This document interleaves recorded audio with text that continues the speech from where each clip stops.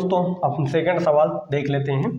PE 4 centimetre दिया हुआ है, QE 4.5 सेंटीमीटर और PF 8 सेंटीमीटर और RF 9 सेंटीमीटर दिया हुआ है। तो इसको हम सॉल्व कर लेंगे। PE बराबर 4 सेंटीमीटर और QE यानी कि ये QE कितना है 4.5 सेंटीमीटर और उसके बाद कितना दिया है दोस्तों PF 8 सेंटीमीटर और RF यानी कि RF कितना दिया है 9 सेंटीमीटर दिया हुआ है। तो हम इसको सिद्ध कर लेते हैं।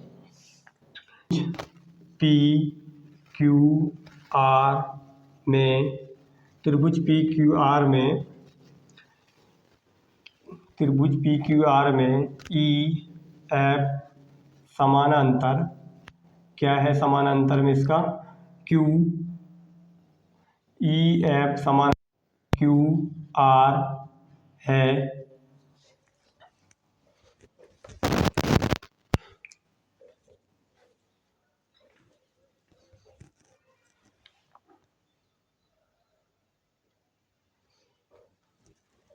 त्रिभुज PQR में समानांतर EF समानांतर QR है। तो इसका कंडीशन क्या आ जाएगा दोस्तों, यह तब हो सकता है, इसका कंडीशन क्या होगा दोस्तों, तो PE बटे EQ बराबर PF बटे में FR। ये कंडीशन जब समानांतर में ये रहेगा तो ये कंडीशन में आ जाएगा दोस्तों।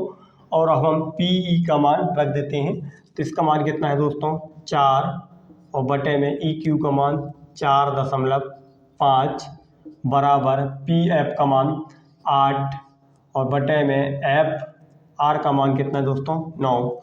अब यहाँ से दशमलव को हटाएंगे तो यहाँ 0 लग जाएगा दोस्तों। अब इसको हम काट देंगे, 5 अट्ठे 40, 5 नाम 45, यानी कितना आ गया दोस्तों 8/9 बराबर में 8/9, यानी कि 8/9 बराबर 8/9 दोनों तरफ बराबर आ रहे हैं। तो इस कंडीशन में क्या लिखेंगे दोस्तों, अपना जो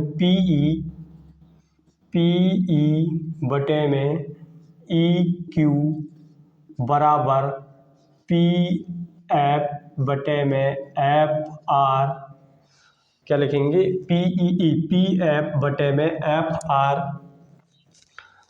क्या रहेंगे दोस्तों, ये बराबर रहेंगे। तो इसको हम समानांतर में कैसे लिख देंगे, EF समानांतर किसके समानांतर है, QR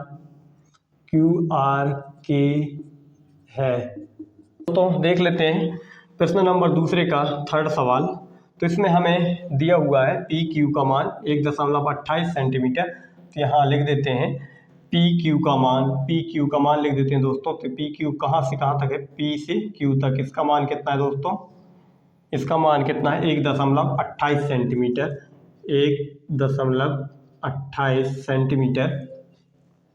और PR का मान, P और R का मान, इसका मान कितना है दोस्तों, यहाँ तक इसका मान कितना है 2.56 सेंटीमीटर, 2.56 सेंटीमीटर। और PE का मान कितना है दोस्तों, P और E का मान कितना है 0.18 और PF का मान 0.36, ये मान दिया हुआ है दोस्तों।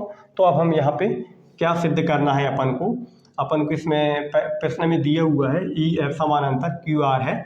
तो उसी को लेकर चलते हैं, हम चलते हैं यहाँ पे। चूँकि त्रिभुज PQR में हमें क्या सिद्ध करना है, त्रिभुज PQR में सिद्ध करना है